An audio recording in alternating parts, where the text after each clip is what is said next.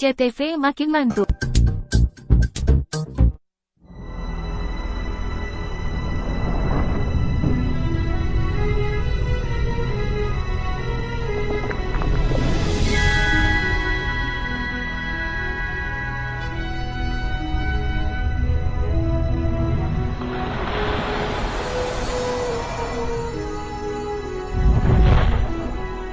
Betapa besar Allah itu, mulia dalam kekuasaan, agung melebihi segala sesuatu.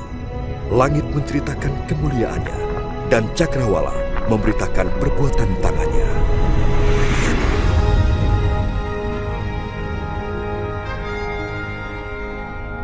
Hari lepas hari, mereka terus menceritakannya, dan malam lepas malam mereka memberitakannya.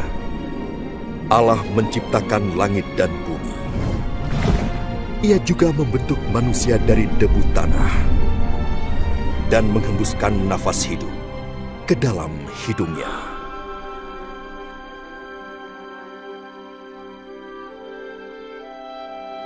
Allah Maha Pengasih menciptakan laki-laki dan perempuan menurut gambarnya, agar ia dapat memiliki hubungan dengan manusia.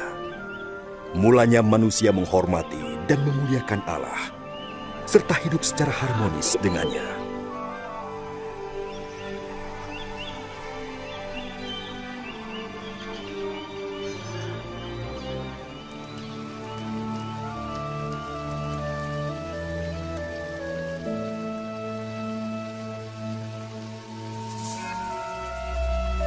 Sampai pada suatu hari, iblis mencobai perempuan itu untuk makan buah terlarang.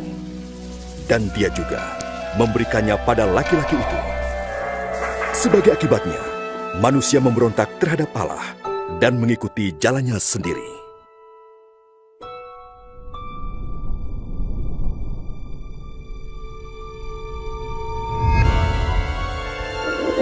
Sebagai upah dosanya ini, manusia terpisah dari Allah dan diusir keluar Taman Eden. Tetapi Allah tetap mengasihi manusia. Ia tidak ingin dipisahkan dari ciptaannya. Namun bagaimanakah Allah menjadi kudus dan sumber keadilan yang sempurna jikalau Ia tidak menghukum dosa? Di dalam kitab sucinya, Allah menyatakan rencananya untuk menyelamatkan dunia dari hukuman. Orang yang pertama kali mengetahui rencana ini adalah Abraham.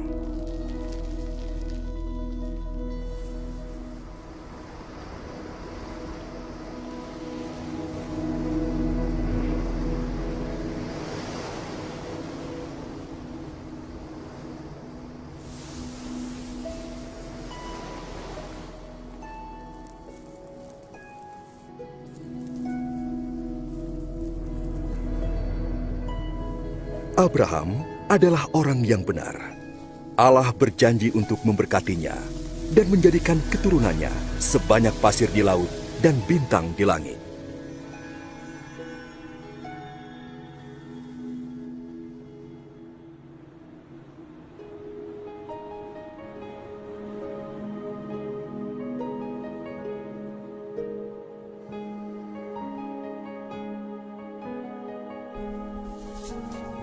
Untuk menguji kesetiaannya, Allah meminta Abraham untuk mengorbankan anaknya sebagai persembahan kepada Allah. Abraham percaya kepada Allah dan ingin menaatinya.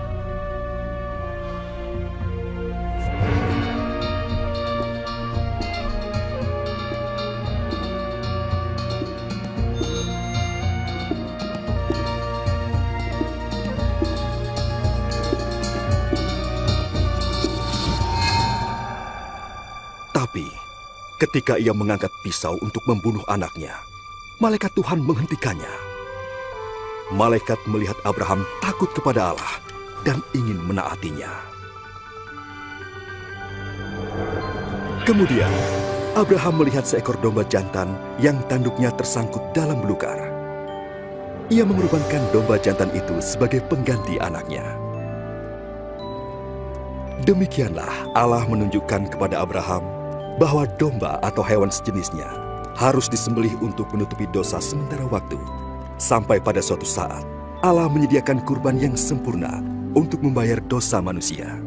Dosa yang dapat memisahkan manusia dari Allah diganti dengan kurban yang memulihkan hubungan mereka.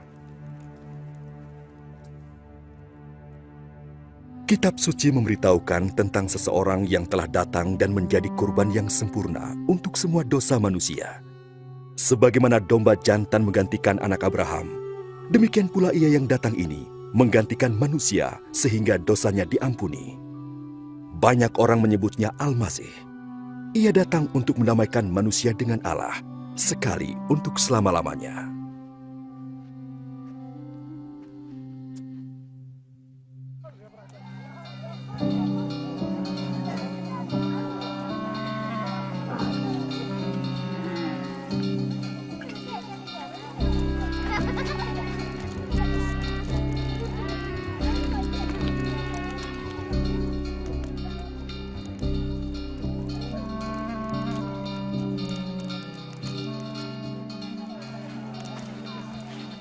Para nabi telah memberitahukan banyak hal tentang Al-Masih dengan rinci beratus-ratus tahun sebelum kedatangannya. Nabi Yesaya memberitahukan sebelumnya bahwa kelahirannya merupakan suatu mukjizat. Seorang perawan akan mengandung seorang anak yang dalam pengertian rohani dinamai Anak Allah. Nabi Mika memberitahukan bahwa Al-Masih akan lahir di Bethlehem. Sementara Nabi Zakaria memberitahukan bahwa ia akan memasuki Yerusalem dengan menunggang seekor keledai dan dikhianati oleh Yudas, seorang dari para pengikutnya. Nabi Yesaya memberitahukan apa yang akan dilakukan oleh Al-Masih ketika ia datang. Yang diurapi Tuhan akan menyampaikan kabar baik kepada orang-orang sengsara, merawat mereka yang remuk hati, memberitakan pembebasan kepada orang-orang tertawan, dan memberitahukan tahun rahmat Tuhan kepada umatnya. Jadi, siapakah Al-Masih itu? Pada abad pertama datanglah seorang nabi yang disebut Isa.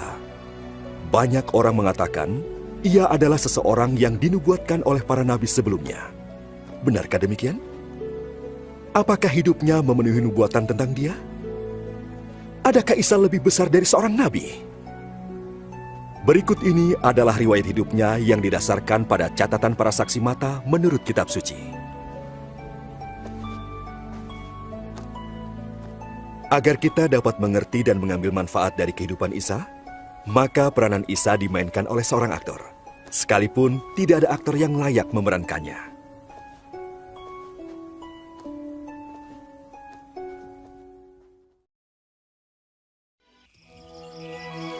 Theophilus yang mulia, semua peristiwa ini kutuliskan padamu supaya engkau dapat mengetahui tentang kebenaran yang sesungguhnya.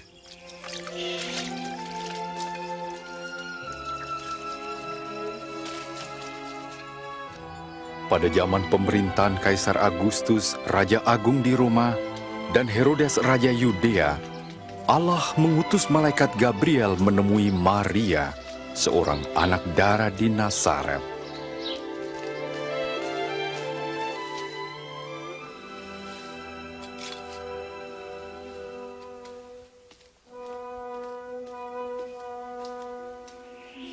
Jangan takut, sebab engkau beroleh kasih karunia dari Allah.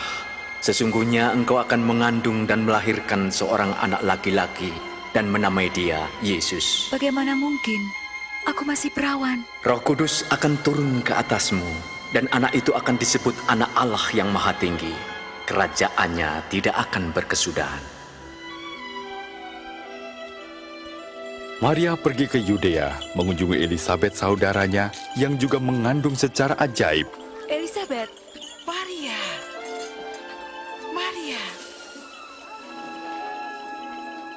diberkatilah engkau di antara semua perempuan dan juga buah kandunganmu.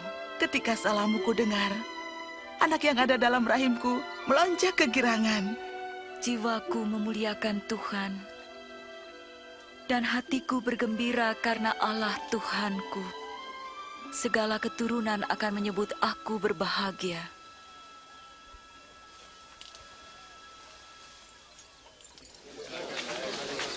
Hai penduduk Nazaret. Kaisar Agustus memerintahkan diadakannya sensus penduduk di seluruh wilayah Galilea dan Yudea. Setiap orang harus mendaftarkan diri, masing-masing di tempat kelahirannya.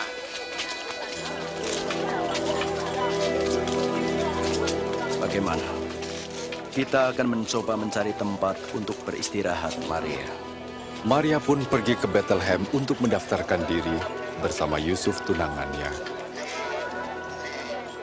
Ternyata tidak ada tempat menginap bagi mereka, kecuali sebuah kandang yang hina.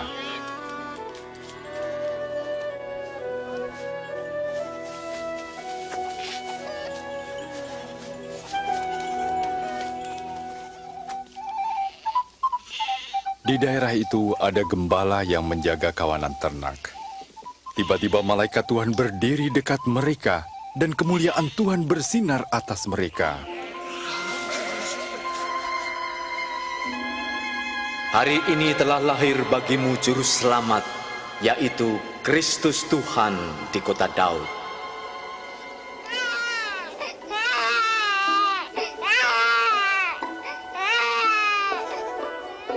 Mereka segera pergi melihat bayi yang sedang terbaring dalam palungan, dan merekalah orang pertama yang mewartakan kabar baik tentang kelahiran juru selamat.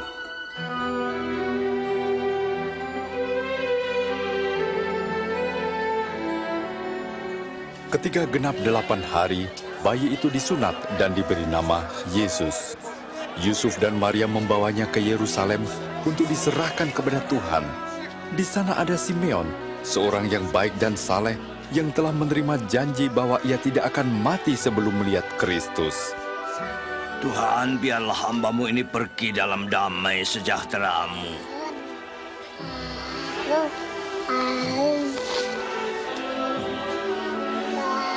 Sebab telah kulihat keselamatan-Mu. Dia ini telah dipilih oleh Allah. Tuhan memberkati.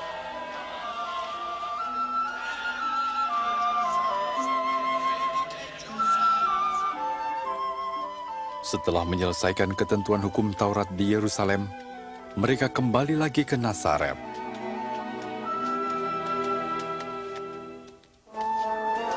Waktu Yesus berumur 12 tahun, Yusuf dan Maria membawanya lagi ke Yerusalem pada hari Paskah. Namun waktu pulang, Yesus tertinggal di Bait Allah.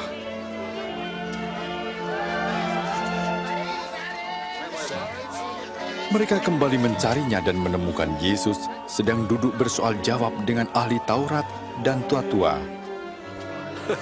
Anak ini luar biasa. Dia dari Nazaret dan tertinggal di sini. Kami minta maaf. Semua yang mendengarkannya kagum.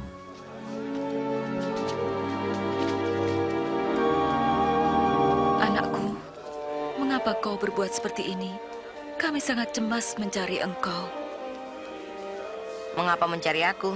Tidakkah kamu tahu bahwa aku harus ada di rumah Bapakku?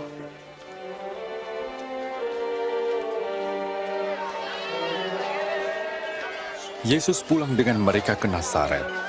Ia bertambah hikmat dan besar dan makin dikasihi Allah dan manusia.